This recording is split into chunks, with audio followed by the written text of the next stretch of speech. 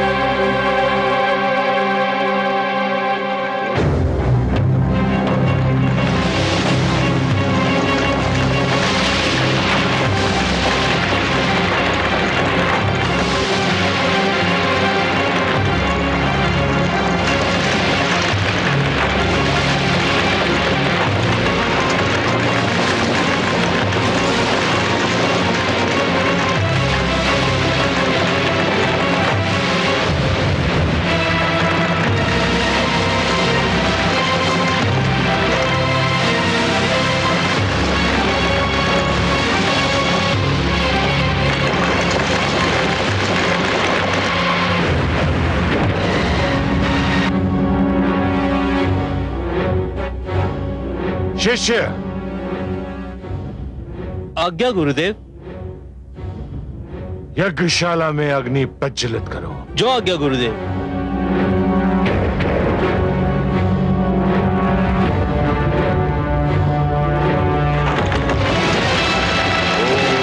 ब्रह्मदेवाय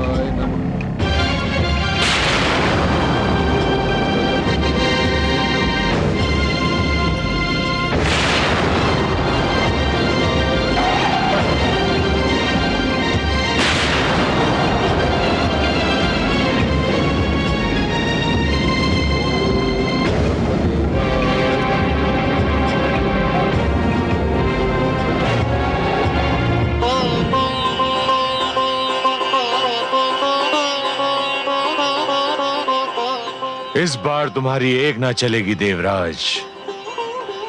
मेरी शक्ति मेरे शिष्य की हर पल रक्षा करती रहेगी। तुम उसकी तपस्या कदापि भंग नहीं कर सकते, कदापि नहीं। कोई शक्ति के आधु और उसके पुत्र की रक्षा कर रही है।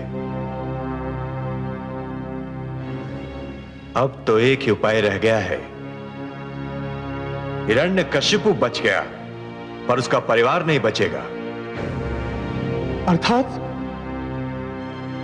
अर्थात ये कि उसकी पत्नी केआदु पुत्र को जन्म देने वाली है। हम केआदु पर प्रहार करेंगे, उसके पुत्र को समाप्त कर देंगे। ये समाचार सुनते ही हिरण्यकशिपु को अपनी तपस्या भंग करनी पड़ेगी। पर हे देवराज, उसकी पत्नी और पुत्र ने हमारा क्या बिगाड़ा है? उसका पुत्र तो अभी गर्भ में है, अभी उसका जन्म भी नहीं हुआ। समझने का प्रयत्न कीजिए वरुण देव, समझने का प्रयत्न कीजिए। वो जन्म लेगा तो अपने पिता की ही परंपरा को आगे बढ़ाएगा। जिस प्रकार हिरण्यकशिपु उन्मुक्त अनाचार, व्यभिचार और अत्याचार में अपने भ्राता हिरण्याक्ष को पीछे छोड़ गया, उसी प्रकार उसका यह पुत्र भी अपने पिता को पीछे छोड़ देगा। और हमें तो यूं भी हिरण्यकशिपु के पूरे वंश को समाप्त करना है। तो फिर देवराज, अब हमारे लिए क्या आदेश है? अग्निदेव, आप वहां पहुंचे जहां केआदु है और उस पर ऐसा अग्नि बाण मारिए कि शिशु गर्भ में ही दम तोड़ दे। जाइए, इस कार्य में विलंब न हो। जो आगे देवराज।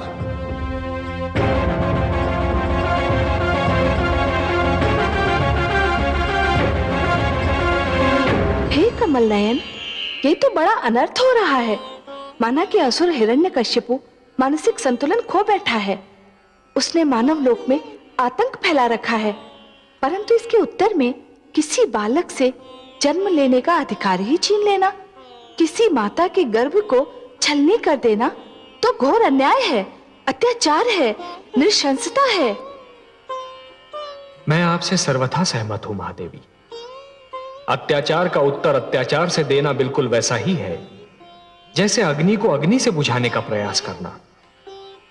अत्याचार का दंड अवश्य देना चाहिए, पर केवल अत्याचारी को, पापी को, उसके परिवार के सदस्यों को नहीं। और ऐसे सदस्य को तो कदापि नहीं जिसने अभी जन्म ही न लिया हो, जिसे अपने पिता के पाप का ज्ञान ही न हो। हे कमल नयन, मेरी समझ में नहीं आ रहा कि मैं क्या करूं। एक और केआदु की कोख में पलते बालक को लेकर मैं चिंतित हूं, तो दूसरी ओर निर्दोष मानवों पर हो रहे अत्याचार को देखकर मैं व्याकुल हूं। मैं आपका दुख समझता हूं महादेवी।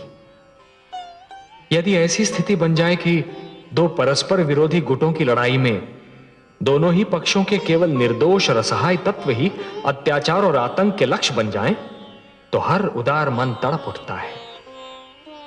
फिर आपके पास तो मां का हृदय है। हिरण्यकशिपु और देवराज दोनों ही अनुचित कार्य कर रहे हैं और उन्हें एक साथ केवल आप ही रोक सकते हैं। देवराज उस मां के गर्भ में पल रहे बालक को कुछ भी क्षति नहीं पहुंचा पाएंगे, मैं आपको यह वचन देता हूं। और हिरण्यकशिपु का आतंक, उसे आप नहीं रोकेंगे? उसने तो मानवों का श्वास लेना भी दुर्लभ कर रखा है। हे महादेवी, जिस प्रकार दीपक जिस अंधकार को मिटाता है, वो अंधकार उसी के नीचे जा छुपता है, उसी प्रकार कभी कभी सत्य को असत्य के नीचे और पुण्य को पाप के नीचे ही शरण मिलती है। एक पापी सत्य को संसार से मिटाने की धुन में यह भूल जाता है कि सत्य तो वहां भी पल सकता है जहां कभी उसने सोचा ही न था। कदाचित उसके अपने घर में। मैं समझी नहीं सर्वेश्वर। असुर राज हिरण्यकशिपु ने मेरा नाम लेने वालों को समाप्त करने का प्रण किया है। उसका दंड यह है महादेवी कि मेरा सबसे बड़ा नाम लेवा उसी के घर में जन्म लेगा। उसके अभिमान को स्वयं उसका रक्त ललकारेगा। आप तो बस देखती जाइए महादेवी। उसी के बालक के रूप में एक ऐसी कहानी जन्म लेने वाली है जिसे संसार कदापि नहीं भूल पाएगा। महादेवी, जिस प्रकार विष ही विष का अंत भी करता है, उसी प्रकार असुरों के आतंक का अंत असुर पुत्र ही करेगा। उस बालक की कयाधु के गर्भ में रक्षा और हिरण्यकशिपु के आतंक का अंत दोनों ही मेरे हाथों में है, और ये दोनों कार्य मैं करूंगा। आप तो रहस्यों के रहस्य हैं, भेदों के भेद। पर अब मुझे संतोष हो गया है कि आप मेरी सारी चिंताएं अवश्य दूर कर देंगे।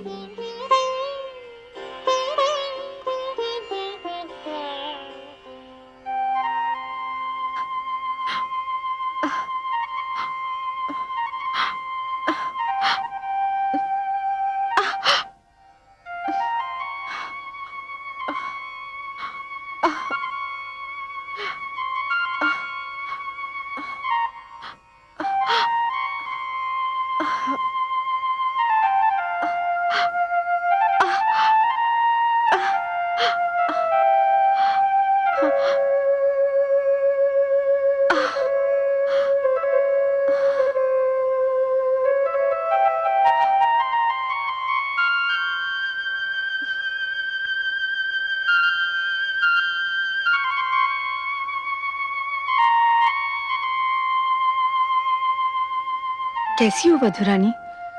मेरा मन बहुत घबरा रहा है माते। इन दिनों में बहुधा ऐसा ही होता है। मां बनने वाली हर स्त्री यही चाहती है कि ऐसे समय में उसका पति उसके पास हो, उसके साथ हो। परंतु माता, क्या असुर राज का मुझे इस अवस्था में छोड़कर जाना इतना आवश्यक था? क्या वे कुछ समय रुक नहीं सकते थे? इच्छा तो मेरी भी यही थी कि इस समय हिरण्यकशिपु तुम्हारे पास होता, परंतु होनी को कौन रोक सकता है वधुरानी? पुत्र हिरण्याक्ष के वध के शोक ने पुत्र हिरण्यकशिपु की कुछ और सोचने समझने की शक्ति को समाप्त कर दिया है। परंतु तुम चिंतित क्यों होती हो? तुम अकेली नहीं हो, मैं हूं ना तुम्हारे साथ। तुम्हें भयभीत होने की कोई आवश्यकता नहीं। तुम पर कोई विपदा नहीं आ सकती। माते, न जाने क्या होने वाला है। मुझे बहुत ही भय लग रहा है। धीरज रखो वधुरानी, अब तुम विश्राम करो।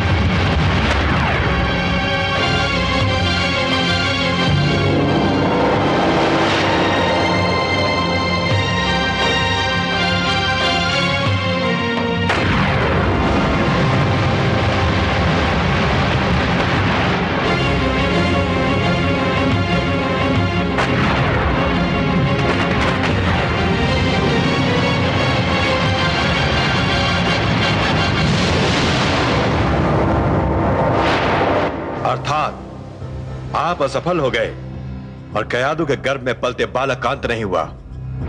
यह तो बड़ा शुभ समाचार है। हाँ देवराज, अब तो लगता है कि वो बालक जन्म लेकर ही रहेगा। नहीं नहीं अग्निदेव, भाग्यवश हिरण्यकशिपु की तपस्या अभी समाप्त नहीं हुई है। इससे पहले कि वो अपना तप समाप्त करे, हम असुरलोक पर आक्रमण कर देंगे और उस पर अधिकार कर लेंगे। तत्पश्चात कयादू को बंदी बना लेंगे। आइए मेरे साथ।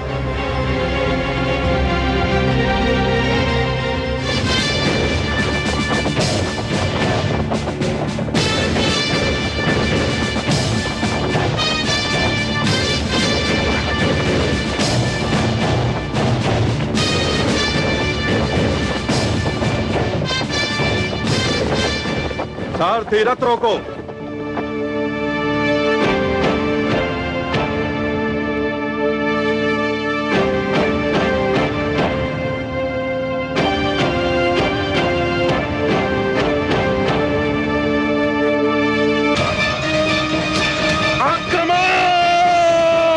आक्रमण करो।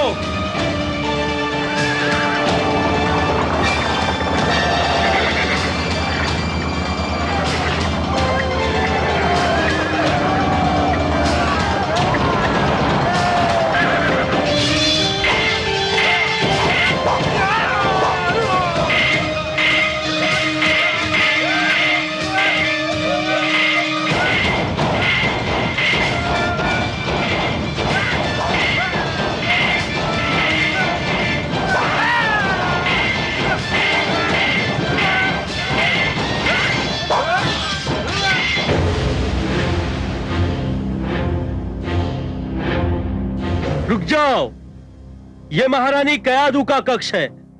बिना आज्ञा यहां कोई भी प्रवेश नहीं कर सकता।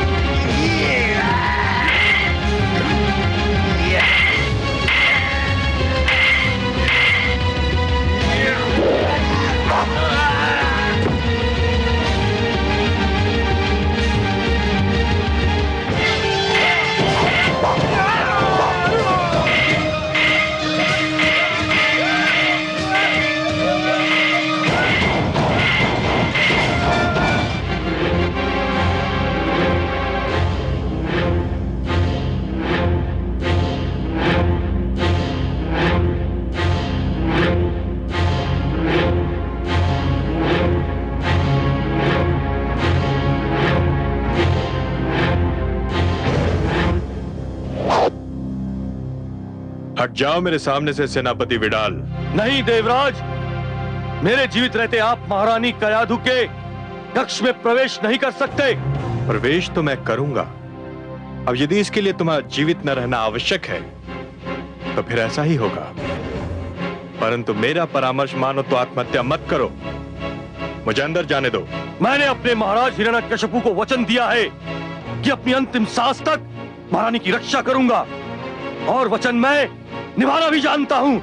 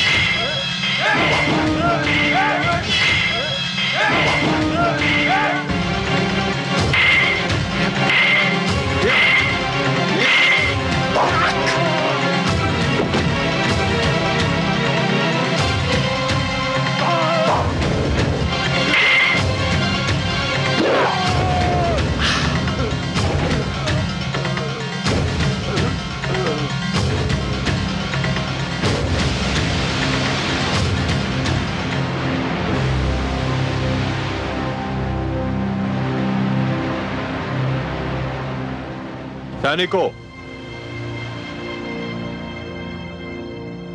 संपूर्ण असुरलोक को पूरी तरह तहस नहस कर दो, कुछ भी बचने न पाए।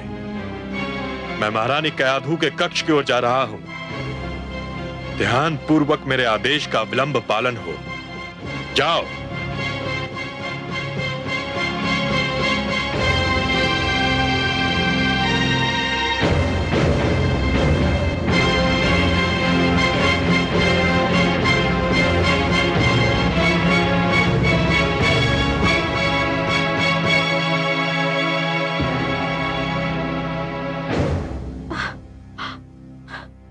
क्या है? क्या चाहते हैं आप देवराज? देवी, मेरी विनती है कि आप मेरे संग चली चलें। नहीं, मैं कहीं नहीं जा सकती। जानते नहीं, मैं मां बनने वाली हूं। जानता हूं देवी, इसीलिए तो कह रहा हूं कि आपको मेरे साथ देवलोक चलना होगा। नहीं, मैं अपने पति का घर छोड़कर नहीं जाऊंगी। मुझे मेरी स्थिति पर छोड़ दीजिए। देवी, मैं नहीं चाहता कि बल का प्रयोग करूं। आप मेरा अपहरण करेंगे देवराज? एक ऐसी नारी का अपहरण जिसके गर्भ में संतान पल रही है? यदि आप मेरी विनती को यही नाम देना चाहें तो मुझे कोई आपत्ति नहीं, पर चलना तो होगा आपको। मुझ पर दया करे देवराज, आप तो देवता है। यदि आप भी ऐसा दुष्कर्म करेंगे तो संसार का क्या होगा? मैं तुमको इसलिए ले जाना चाहता हूं कि तुम जिसको जन्म देने वाली हो वो भेड़िए का शिशु है। भेड़िए का शिशु भी भेड़िया होता है। चलो। नहीं, नहीं। चलो।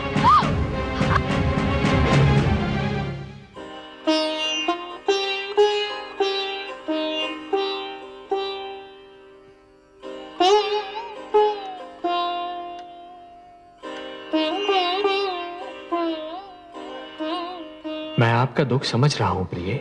मुझे देवराज से ये आशा न थी। एक अबला से ये व्यवहार, और अबला भी वो जो मां बनने वाली है। मैं स्वयं भी बहुत दुखी हूं प्रिय, बहुत दुखी।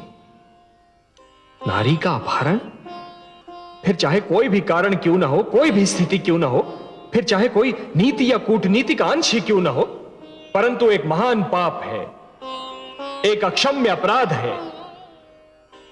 और यदि ये पाप या अपराध देवगण ही करने लगे तब तो फिर अंधेर है।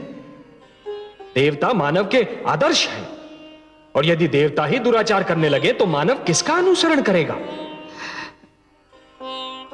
कयाधु को बचाइए देवेश्वर, कयाधु को बचाइए। नहीं, चलो। नहीं, नहीं, नहीं। आओ, आओ मेरे साथ। नहीं। आओ मेरे साथ। नारायण नारायण। क्षमा करें देवराज, मैं कदाचित अनुचित समय पर आ गया। आप ये जो महान कार्य कर रहे हैं, इसमें संभवतः मैंने बाधा डाल दी। मुझे इसका खेद है। आप व्यंग कर रहे हैं देवर्षि।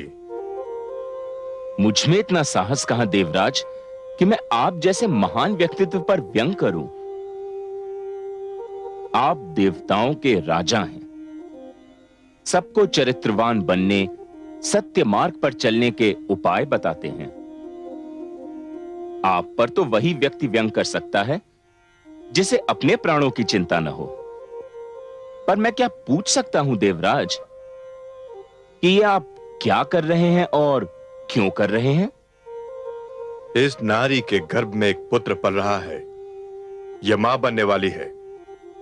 ये कोई नया समाचार नहीं है देवराज।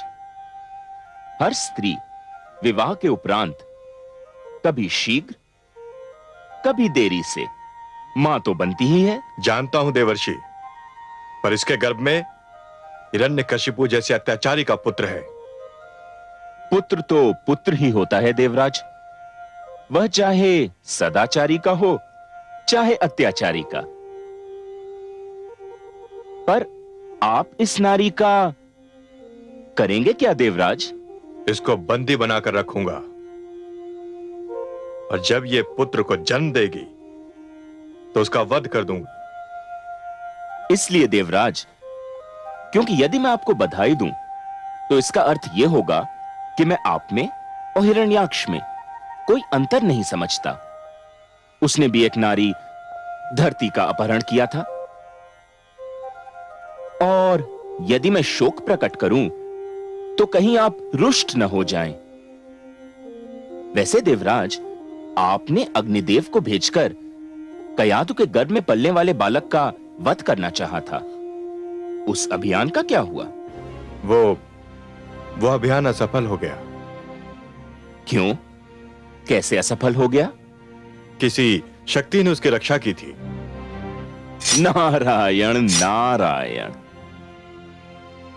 तो आपको विश्वास है देवराज कि जिस शक्ति ने इस बालक के जन्म लेने से पहले उसकी रक्षा की थी, वह इसके जन्म लेने के उपरांत उसकी रक्षा नहीं कर पाएगी। आप कहना क्या चाहते हैं देवर्षि?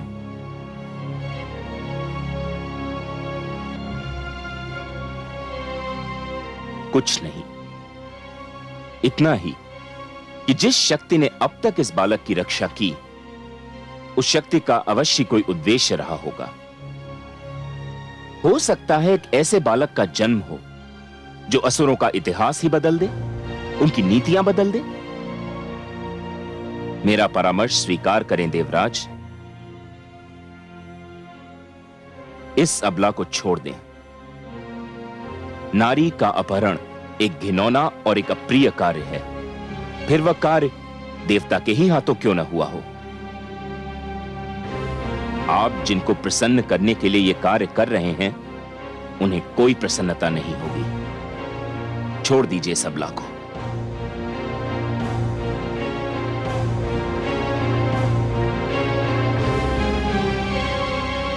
कदाचित आप ठीक कह रहे हैं देवर्षि।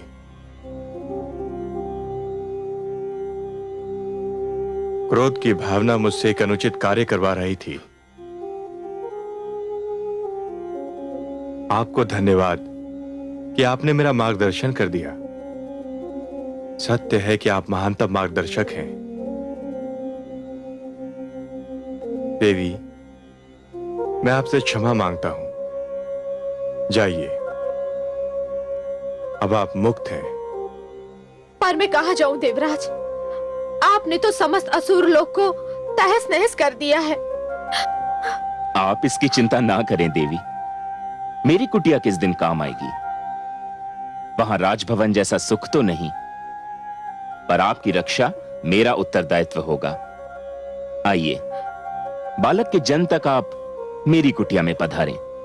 आइए, चलिए।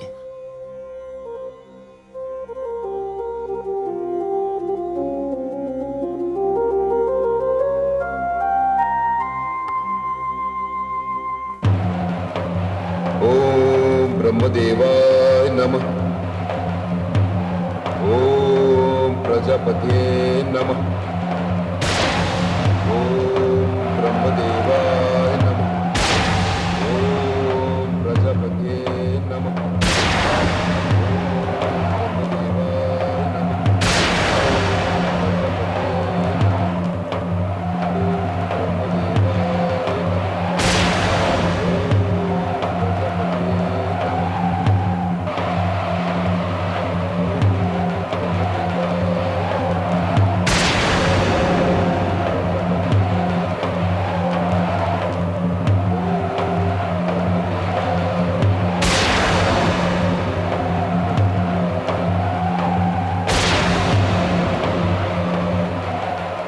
हिरण्यकशिपु मुझे पुकार रहा है। मैं क्या करूं?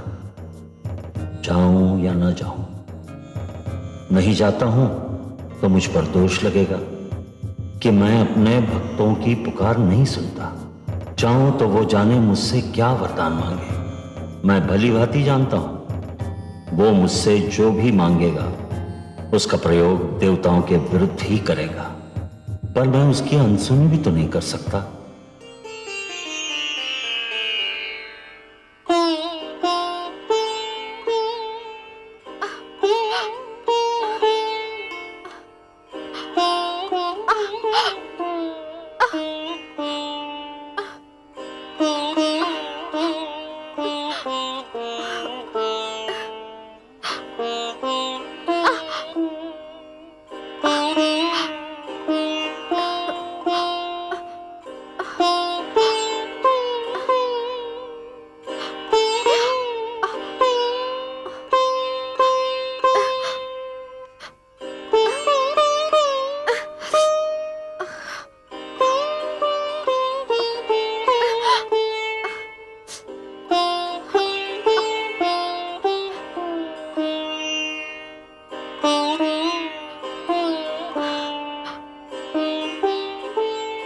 देवी,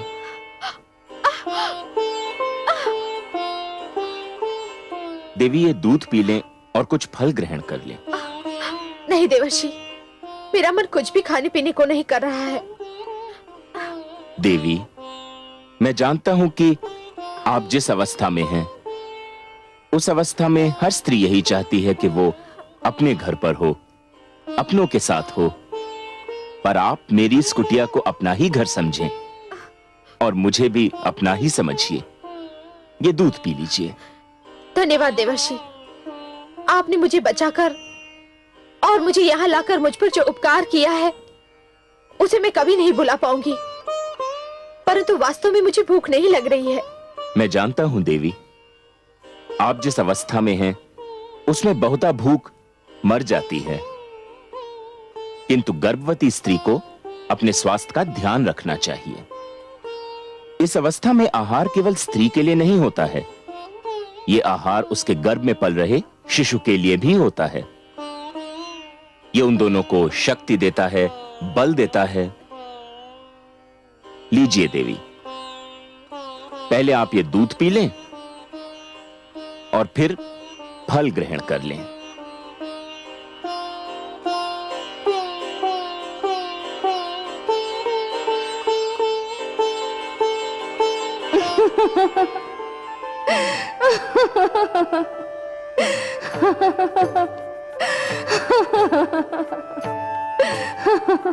क्या हुआ महादेवी? हे कमल नयन, हमारे देवर्षि तो कयाधु को ऐसे समझा रहे हैं और उसकी इस प्रकार सेवा कर रहे हैं जैसे कि वो बहुत ही अनुभवी और जानकार व्यक्ति हो। विराजिए, महादेवी देवर्षि जो कर रहे हैं उसका संबंध अनुभव और ज्ञान से नहीं है, प्रेम और सहानुभूति की भावना से है। कोई भी यदि जीवन से प्रेम करने लगे, मन में प्राणियों के प्रति सहानुभूति की भावना रखे, तो प्रकृति आप ही सब कुछ सिखा देती है, सब कुछ समझा देती है। यदि मन में एक दूसरे के प्रति प्रेम, सद्भावना और सहानुभूति जागे, तो ज्ञान का मार्ग खुल जाता है। प्रेम के 2.5 अक्षर, परंतु ज्ञान के सबसे महान भंडार हैं। मुझे ये आश्चर्य हो रहा है कि देवर्षि ये सब जानते हैं कि गर्भावस्था नारी के जीवन की वो अवस्था है जिसमें उसे सदैव अच्छा बोलना चाहिए, अच्छा सोचना चाहिए, अच्छा आहार ग्रहण करना चाहिए और अच्छी वस्तुओं का ध्यान करना चाहिए। इस अवस्था में ये सब बातें नितांत आवश्यक है। ये तो वो जानते ही हैं, पर कुछ और भी जानते हैं। और क्या जानते हैं देवर्षि? देवर्षि ये जानते हैं कि गर्भावस्था में नारी के गर्भ में पल रहा शिशु जीवित और सचेत होता है। माता जो देखती है, जो सुनती है, शिशु उससे अवगत रहता है, प्रभावित होता है। तभी तो देवर्षि उसे सुंदर सुंदर बातें कह रहे हैं। देखिए ना महादेवी, देवर्षि उसे क्या कह रहे हैं। मैंने बालक ध्रुव को समझाने की बहुत चेष्टा करी, किंतु वह भी नारायण के दर्शन का हट करता रहा और वह दर्शन करके ही माना। आप तो बड़ी मनमोहक बातें करते हैं देवर्षि। देवी, माता लक्ष्मी भी यही कहती हैं कि मैं बड़ा बातूनी हूं, किंतु आपसे अपनी सबसे मनमोहक बात तो मैंने अभी तक नहीं कही। सुनिएगा। अवश्य सुनूंगी। आपकी तो एक एक बात मेरे कानों से होकर मेरे मन में उतर जाती है। क्या है आपकी सबसे मनमोहक बात? देवी, अपनी बात जो मुझे सबसे मनमोहक, सबसे प्रिय और सबसे सुंदर लगती है, वो है बस ये 4 शब्द। ओम नमो भगवते वासुदेवाय। ओम नमो भगवते वासुदेवाय। ओम नमो भगवते वासुदेवाय।